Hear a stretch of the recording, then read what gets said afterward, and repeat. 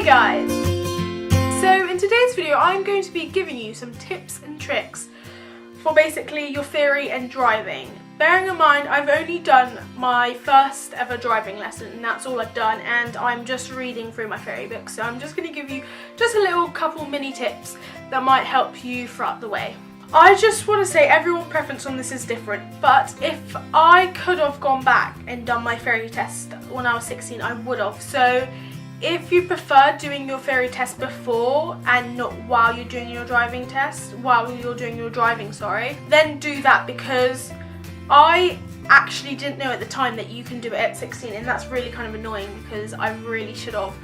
But if you were to do it at 16-year-old, only do it like a month before or even after when you turn 17. So in that month or two when you're 16 and 17, only because if you do it too early on when you're 16, you might forget some of the stuff in the book that you might need to know. But saying that, you can still go through your book after you've done your tests and you've hopefully passed. For theory wise, you will probably need these two books, or you can still do it online. You can do it pretty much anywhere these days, but these, if you were to get a book or get a book of someone that has previously done driving, if they have these, try get these, because I'm currently reading through this one. This is the official highway code, and this is about pretty much everything, and even people who don't even drive still can read through this, because this is just about like pretty much everything, like for highway stuff, and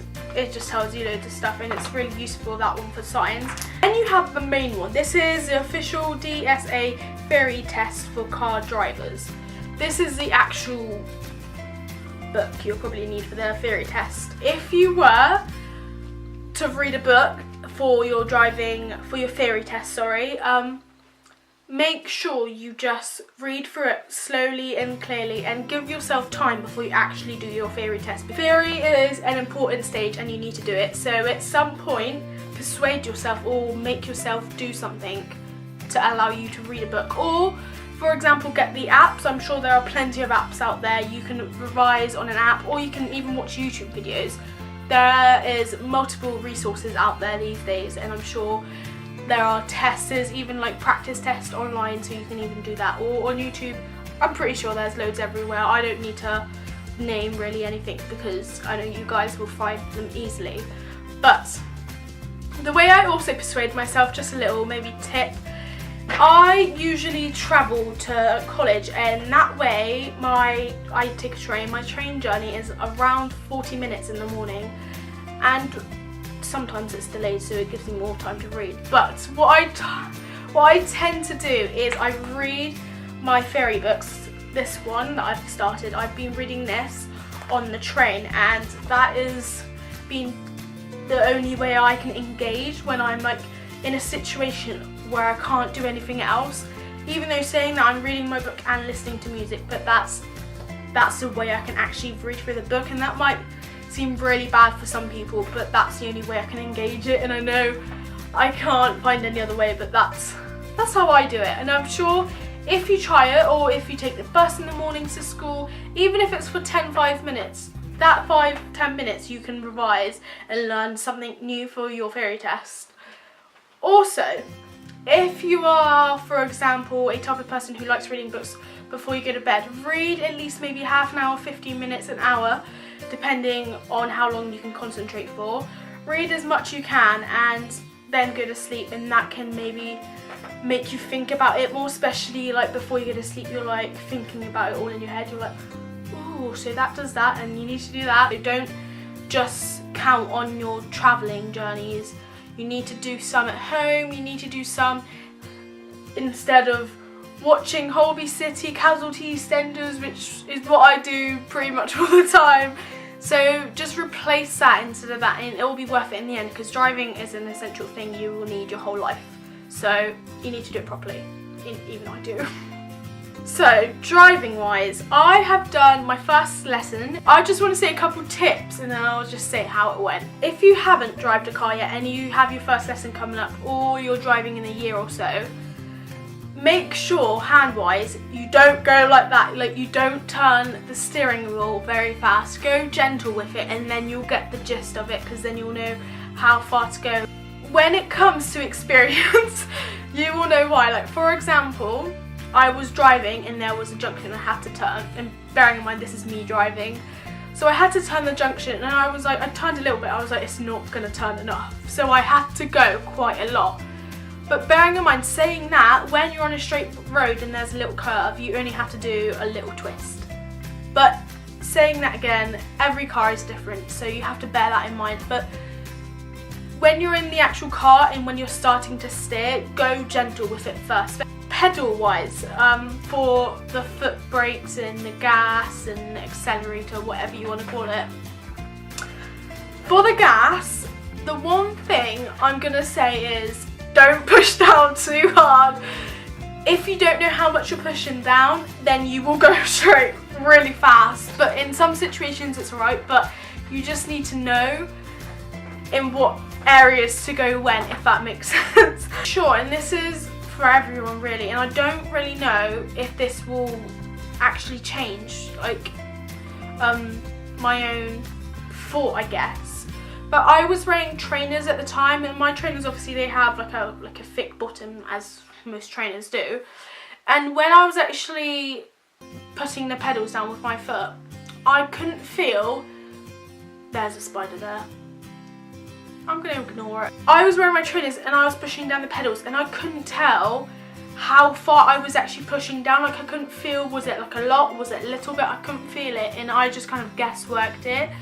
And what I say to that, if you're having maybe the same problem or the same issue, wear another type of shoes is which is what I'm going to do next time I drive, because I'm probably going to end up wearing flats or something, so I can actually kind of feel the pedal in a way. Because when I was actually driving, I couldn't feel how much pressure I had on the pedals, and that really kind of made me even more nervous, because I didn't know how much I was pushing down and how much I should have or should have.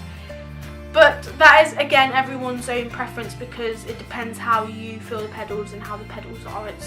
It all comes into hand when you get the gist of it. Most cars, obviously with gears, they normally have a handbrake, or some have different types of handbrakes. But the ones that have a handbrake in the middle, and I'm not 100% sure if this is for all cars, but I know for most cars it should be like this, I think. So you have the handbrake in the middle, and you have to lift it up, push, like, and when I say lift it up, only like a touch, and then you push the button down, and then you push down.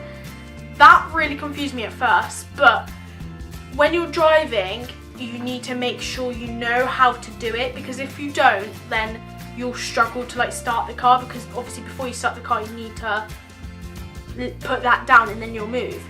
But you need to like get the gist of that handbrake as well.